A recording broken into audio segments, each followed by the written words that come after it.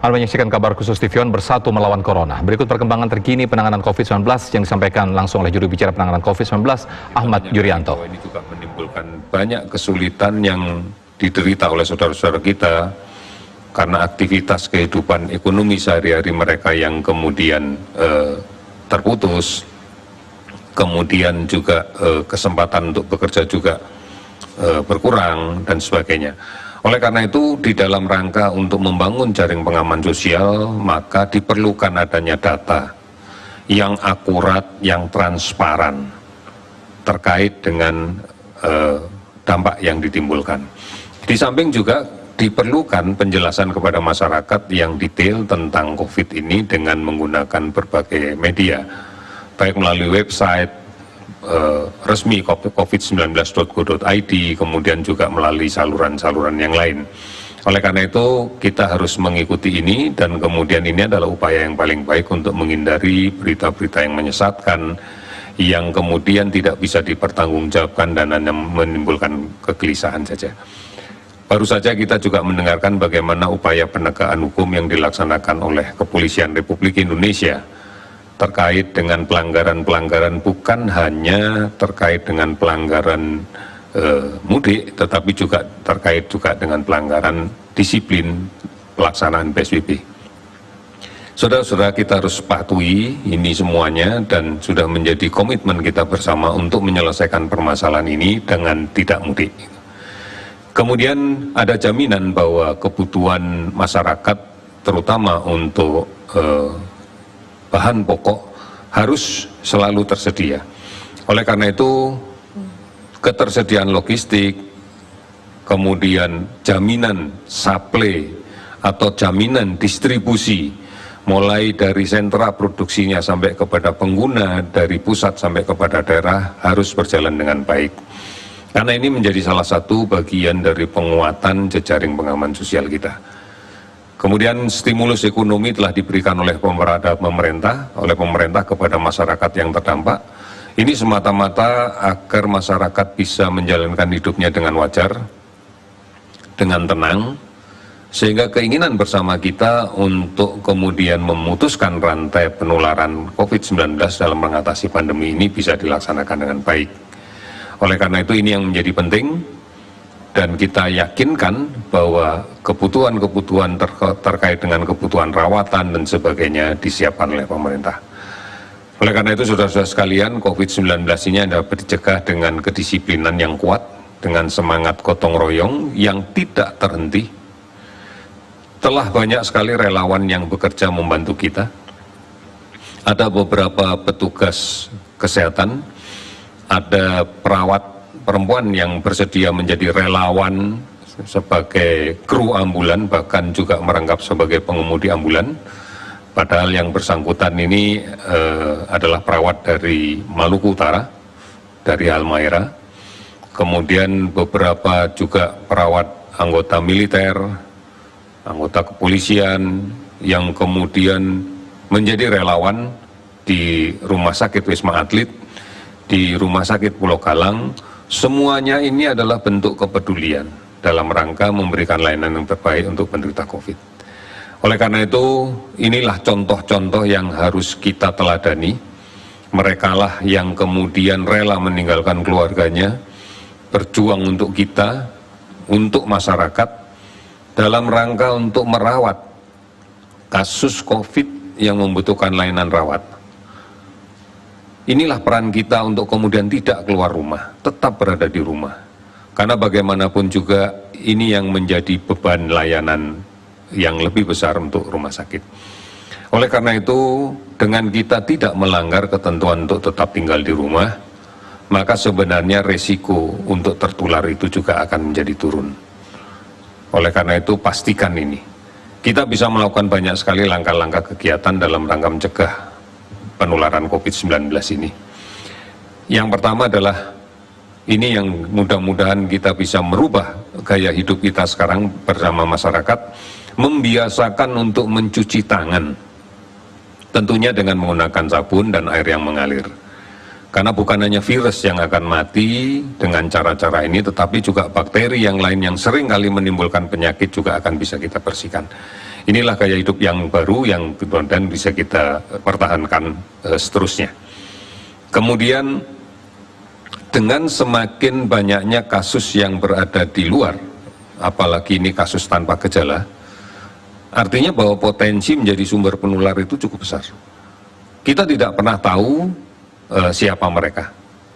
Karena memang secara fisik kita tidak akan bisa membedakan karena tidak ada keluhan. Oleh karena itu tetap tinggal di rumah, tidak keluar rumah, tidak bepergian dan tidak mudik. Sekali lagi, tidak mudik. Ini adalah kebijakan yang paling baik. Sepanjang komitmen kita untuk bersama-sama kita memutuskan rantai penularan ini dan menginginkan secepatnya kita bisa pulih dalam kondisi yang relatif normal, maka hanya ini jawabannya. Hanya ini jawabannya. Tidak diperlukan banyak sekali aturan. PSBB adalah senjata bagi kita semuanya untuk bisa mengendalikan penyakit ini. Kita membatasi aktivitas sosial kita masing-masing dengan tetap tinggal di rumah. Tidak keluar rumah, tidak melakukan perjalanan, tidak mudik. Ini adalah senjata yang paling benar, yang paling baik. Sehingga kita melakukan itu bukan karena dipaksa oleh aturan, tetapi kesadaran sepenuhnya bahwa kita tidak ingin sakit. Kita tidak ada yang bisa memberikan jaminan kalau keluar rumah tidak akan tertular orang lain. Kita bisa saja bertemu dengan orang tanpa gejala. Kita terpaksa kontak dekat dengan orang tanpa gejala di fasilitas-fasilitas umum. Selama kita melakukan perjalanan, selama kita berada di luar rumah. Oleh karena itu ini menjadi penting, karena kita juga memiliki tanggung jawab untuk menjaga keluarga kita secara keseluruhan. Inilah yang menjadi penting. Oleh karena itu, jika terpaksa harus keluar rumah, pilihlah di antara anggota rumah kita yang memiliki daya tahan tubuh baik, imunitasnya baik, biar dia yang keluar. Tetapi batasi waktunya. Untuk hal yang sangat mendesak, hindari kerumunan. Jangan naik kendaraan umum yang penuh sesak. Dan setelah semuanya kepentingan selesai, segera pulang. Sesampai di rumah, segera lepaskan masker, cuci tangan pakai sabun dan air yang mengalir. Kalau perlu mandi dan bersihkan diri dengan baik dan ganti pakaian. Hanya ini cara yang logis. PSBB bukan untuk mengatur kita, tetapi kita gunakan untuk mengatur agar penyakit ini berhenti. Agar penyakit ini tidak menular lagi. Agar kita tidak tertular penyakit ini. Itu hakikat PSBB. Bagi operasional pelaksanaan kita. Mari kita gunakan pembatasan sosial ini sebagai pembatasan aktivitas sosial kita masing-masing agar kemudian secara bersama-sama bisa memutuskan rantai penularan ini. Karena kita tahu bahwa manakala kemudian pada kelompok yang rentan, saudara kita yang berusia lanjut, saudara kita yang berpenyakit kronis, akan fatal akibatnya apabila terinfeksi COVID-19 ini. Saudara-saudara, mari terus kita update pengetahuan kita, pemahaman kita tentang COVID melalui informasi yang benar. Telah banyak yang disiapkan oleh pemerintah di dalam kaitan untuk mengupdate data ini. Ikuti siaran televisi Republik Indonesia, siaran radio Republik Indonesia yang disebarluaskan, saya yakin disebarluaskan oleh semua radio, semua televisi swasta lainnya. Ini sebagai bagian dari kita supaya meyakini bahwa apa yang kita lakukan adalah benar. Saudara-saudara, sampai dengan tanggal hari ini kita telah melakukan pemeriksaan spesimen sebanyak 128.383 dari 92.976 orang. Kasus positif bertambah 367 orang sehingga menjadi 12.438 orang. Kasus sembuh bertambah 120 orang sehingga menjadi 2.317 orang. Kasus konfirmasi positif yang meninggal bertambah 23 orang sehingga menjadi 895 orang. ODP akumulasi sejak awal Maret adalah 240.726 dan sebagian besar lebih dari 200.000 sudah selesai pemantauan dan kondisinya baik. PDP ada 26.932 orang, kami akumulasi datanya dari provinsi, sebagian besar juga sudah selesai penanganan dan ternyata bukan kasus COVID-19. Kemudian 350 kabupaten kota, ini dimanai hampir semua kabupaten kota sekarang terdampak, artinya tersebar luas di 34 provinsi, ini yang harus menjadi perhatian kita bersama. Pasien sembuh sudah 2.317 orang. Oleh karena itu, saudara-saudara sekalian, upaya kita untuk menurunkan jumlah pasien yang tertular, untuk menurunkan jumlah kasus yang meninggal, ini hanya bisa berhasil manakala kita benar-benar patuh dan disiplin untuk bersama-sama menjalankan instruksi pemerintah. Dimulai dari tetap tinggal di rumah, gunakan masker, cuci tangan, jaga jarak, sampai dalam komunitas yang lebih besar dalam konteks PSBB. Hanya ini cara kita kalau mau menurunkan kasus ini. Kita optimis bahwa ini bisa kita lakukan bersama-sama.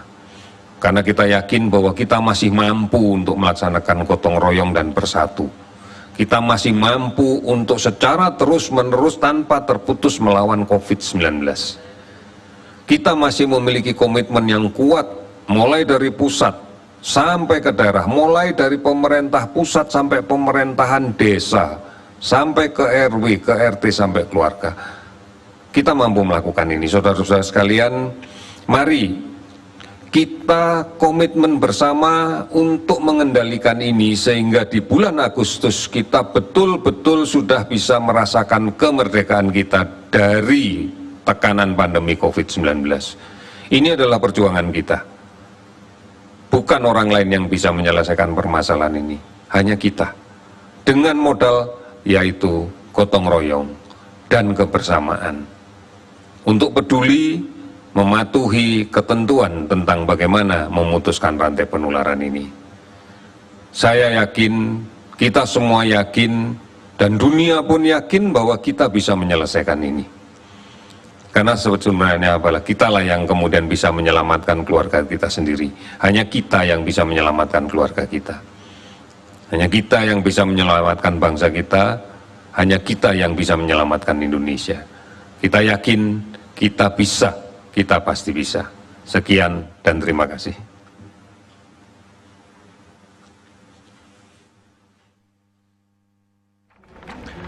Demikian tadi informasi update COVID terbaru pemirsa.